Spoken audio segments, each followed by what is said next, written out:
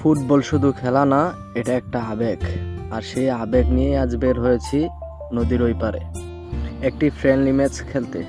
সকালবেলা চাচা ফোন দিয়ে বলল যে আজকে নাকি একটি খেলা আছে বিকালে, তো সবাইকে জানিয়ে দেওয়ার জন্য আমি জানিয়ে দিলাম। তারপরে আমরা সর্বপ্রথম বাইক দিয়ে রওনা হলাম। এরপর আমাদের নদী পার হতে যা লাগে ট্রলার, আমরা ট্রলারে উঠলাম। নদী মানেই অনুভূতি, ওই পার থেকে এই পারে শুধু জায়গা বদল না, বদলে যায় গল্পের গতি।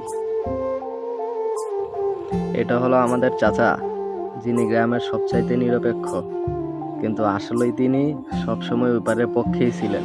আচ্ছা, এটা হচ্ছে আমাদের ছোট ভাই সাব্বির, এ হচ্ছে আমাদের বাইগনা মুহিন, এ হলো আমাদের আরেকটা চাচা যিনি সিঙ্গাপুর প্রবাসী, এ হচ্ছে আমার হাত ভাঙ্গা শাহাদাত বন্ধু, খুব ক্লোজ বন্ধু।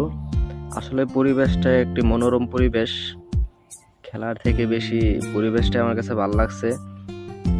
আর ওই দেখা যায় পাশে ফকরুল, আমাদের এই ছোট ভাই, খুব ভালো খেলে। মজার ছলে ব্রাইবেদাররা বলে যে যদি গোল দিতে পারি এই নদী দিয়ে সাঁতার গাড়িটা বাড়িতে ফিরে আসবো। আর এইদিকে চাচা হাসতে হাসতে বলে যে কেউ মারামারি করবা না, আর আজকে জিততে পারলে কালকে তোমাদের গরু খাওয়াবো। সবাই বলে ঠিক আছে, তাহলে হয়ে যাবে ইনশাল্লাহ।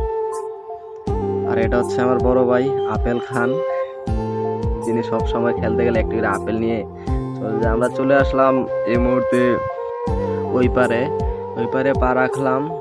ধীরে ধীরে সবাই নামতেছে, আস্তে আস্তে যাই না মাটার কত দূর।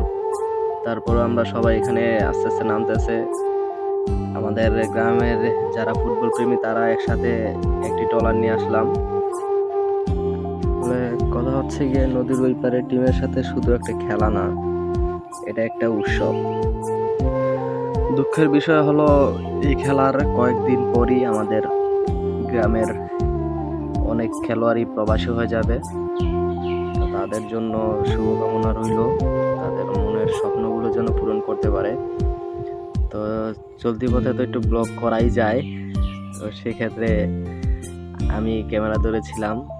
আমার পাশে আমার বড় ভাই শান্ত ছিল, সাব্বির ছিল, তারপর লিটন ছিল, ফখরুল ছিল, ফয়েজ ভাই ছিল, দেলোয়ারও ছিল, যে কিনা এখন সৌদি প্রবাসী। ট্রলার থেকে নামার পরই আমাদের একটি ছেলে এসে রিসিভ করলো, মাঠে নিয়ে যাবে বলে। আস্তে আস্তে সবাই সারিবদ্ধভাবে হাঁটতেছে,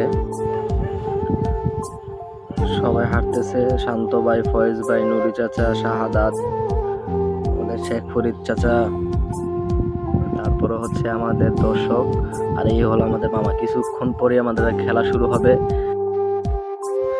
কিন্তু প্রতিটা মুহূর্তেই আমাদের সবার মনে থাকবে। মাঠে কখনো হাসি, কেউ গোল করলো, কেউ মিস করলো। ধন্যবাদ জানাই সবাইকে খুব সুন্দর একটি খেলা উপহার দেওয়ার জন্য। আজকের মতো এখানেই শেষ, ভালো থাকবেন সবাই, আল্লাহ হাফেজ।